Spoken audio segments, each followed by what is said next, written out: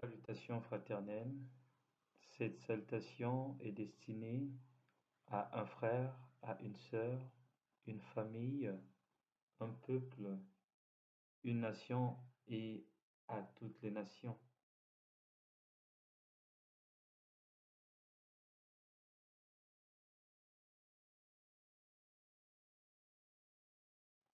La septième parole de Jésus en croix.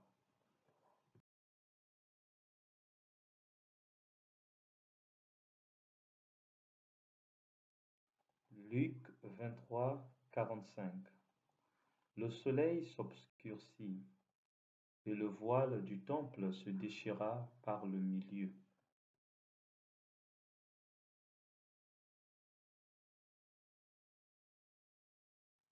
Matthieu 27, verset 51. Et voici, le voile du temple se déchira en deux. Depuis le haut jusqu'en bas, la terre trembla, les rochers se fondirent.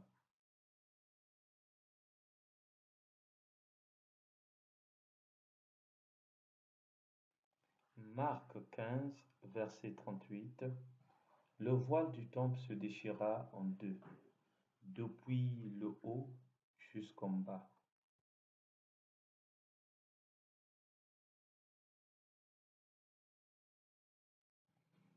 Psaume 31, verset 6. Je remets mon esprit entre tes mains. Tu me délivreras, Éternel, Dieu de vérité.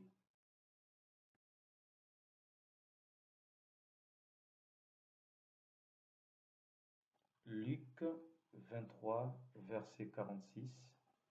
Jésus s'écria d'une voix forte, Père, je remets mon esprit entre tes mains. Et en disant ces paroles, il expira.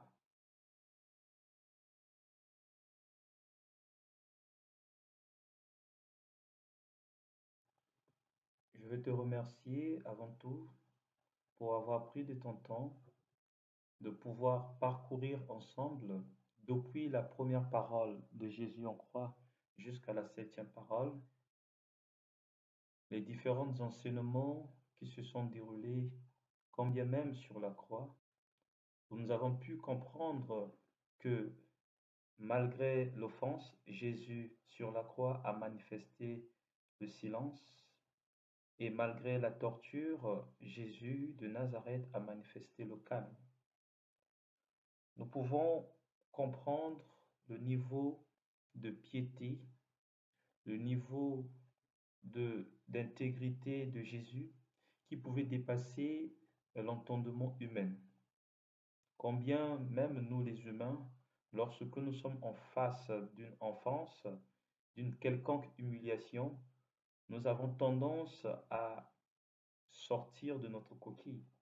Et nous pouvons observer que depuis le début jusqu'à la fin, Jésus de Nazareth, que ce soit avant la croix ou sur la croix, il a manifesté le silence devant l'offense et le calme devant la torture. Celle-ci est une invitation à toi, mon frère, et à toi, ma sœur, de t'observer davantage et de comprendre que nous avons la capacité, à travers l'esprit, de pouvoir dominer certaines émotions lorsque nous sommes en face d'un environnement quelconque et surtout lorsque nous avons la possibilité d'être en harmonie avec l'environnement qui nous entoure. Les sept paroles de Jésus en croix est l'accomplissement de tout ce que les prophètes ont annoncé de la venue du Messie qui devait sauver l'humanité tout entière. Saisis cette parole comme étant la clé de ton salut. Comme il a dit lors de la première parole sur la croix, de nous pardonner de toutes les fautes car on ne savait pas ce que l'on faisait. Comme il a dit dans la deuxième parole sur la croix, que nous avons aussi la grâce en Jésus, car il est vérité, quelle que soit la dimension de ta position actuelle dans la société, quel que soit ce que tu es, que tu sois un sensé, que tu sois un insensé, l'invitation au salut aujourd'hui est devant ta porte. Jésus-Christ t'invite à l'accepter comme étant son Seigneur et son Sauveur. Nous avons la grâce avec Jésus car il est vérité. Nous avons pu observer que à travers la deuxième parole en Jésus, que la première personne qui a pu entrer pour la première fois dans le paradis n'était pas un pasteur, n'était pas un homme baptisé, n'était moins encore une personne qui avait reçu le Saint-Esprit, mais était un brigand qui avait reconnu que Jésus-Christ était le Fils de Dieu et venant dans son règne, qu'il se souvienne de lui. Et nous avons vu que la grâce n'a pas de prix. La grâce, c'est un don gratuit. Et comme Moïse, comme il le disait depuis le temps de Moïse, que lui, il accordera la grâce à qui il veut. Et nous avons pu voir que le premier à entrer dans le paradis est un brigand. Que ces paroles nous inspirent. Que cette parole touche chacun d'entre nous. Quelle que soit la position où tu te trouves dans la société, que ce soit dans la prostitution, que ce soit dans l'ivrognerie, que ce soit dans le vol, le mensonge, quel que soit où tu te dis que tu n'es plus récupérable, Jésus te tend la main.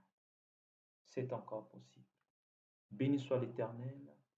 N'hésitez pas à vous abonner davantage. N'hésitez pas à méditer davantage ces différents versets, car elles sont minutieusement sélectionnées pour toi, pour moi, pour ton peuple, pour ta famille et pour toutes les nations. À très bientôt. Merci.